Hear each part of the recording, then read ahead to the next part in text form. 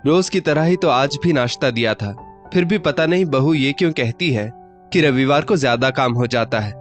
मैं भी सब समझती हूँ, ये सब काम चोरी का बहाना है, पर उसे क्या लगता है मैं उसकी मदद के लिए आऊंगी? हाँ, बहुत सुस्ती आ रही है, थोड़ी देर आराम कर लेती हूँ। इतना कहकर प्रमिला जी आराम से लेट गई। अभी कुछ ही पल हुए थे उनको लेटे हुए कि दरवाजे की डोरबेल बजी। प्रमिला जी बड़बड़ाते हुए बोली, इस वक्त ये कौन आ गया?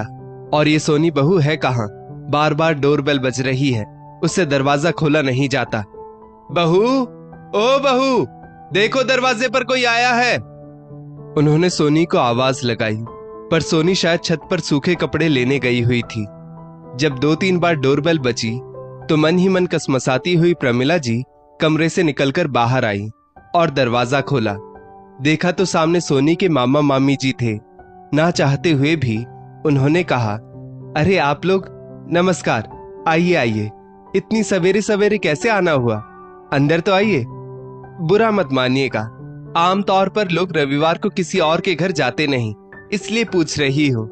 मैंने गौर किया है, बहू के सारे रिश्तेदार छुट्टी के दिन ही हमारे घर पर आते हैं। अच्छी बहू पल्ले पड़ी है, आए दिन मायके में कोई ना कोई पार्टी होती रहती है और सब आ ही जाते हैं। तो बताइए, आज इधर कैसे आना हुआ आप लोगों का? सोनी की मामी सुमन जी बोली, माफ कीजिएगा समधन जी, आपके आराम में खलल पड़ा। वो क्या है ना, पोते का मुंडन है, तो सोचा सोनी को न्योता भी दे आएंगे और उससे मिल भी लेंगे। बहुत दिन हो गए थे उसे देखे हुए, तो सोचा आज ही। इतने में सोनी भी नीचे आ गई और अपने मामा मामी को देखकर बड़ी खुश हुई। उसे खुश देखकर प्रमिला जी बोली, बहू, इतनी खुश तो तुम हमारे रिश्तेदारों को देखकर कभी नहीं होती। खैर छोड़ो बहू, अपने मामा मामी जी को चाय नाश्ता करवाओ, क्योंकि मैं तो अंदर कमरे में आराम करने जा रही हूँ। मेरे सिर में बहुत दर्द हो रहा है। इतना कहकर प्रमिला जी अपने कमरे में चली गई।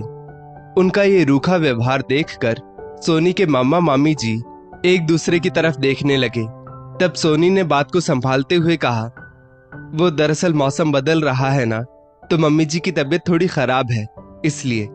आप लोग बैठिए ना, मैं अभी आप लोगों के लिए चाय नाश्ता लेकर आती हूँ। सुमन जी सोनी को अपने पास बिठाते हुए बोली, अरे नहीं बेटा, बस तुम हमारे पास बैठो, क्योंकि हमें और भी जगह जाना है और तुम्हें देखने की इच्छा थी, इसलिए चले आए। और हाँ, ये तेरे भतीजे के मुंडन का कार्ड है, जरूर आना। और हाँ, अपने पूरे परिवार को भी साथ में लेकर आना। अब समधन जी को भी कहती, पर आज समधन जी की तबीयत खराब है, तो तुम उनसे भी बोल देना। सोनी बोली,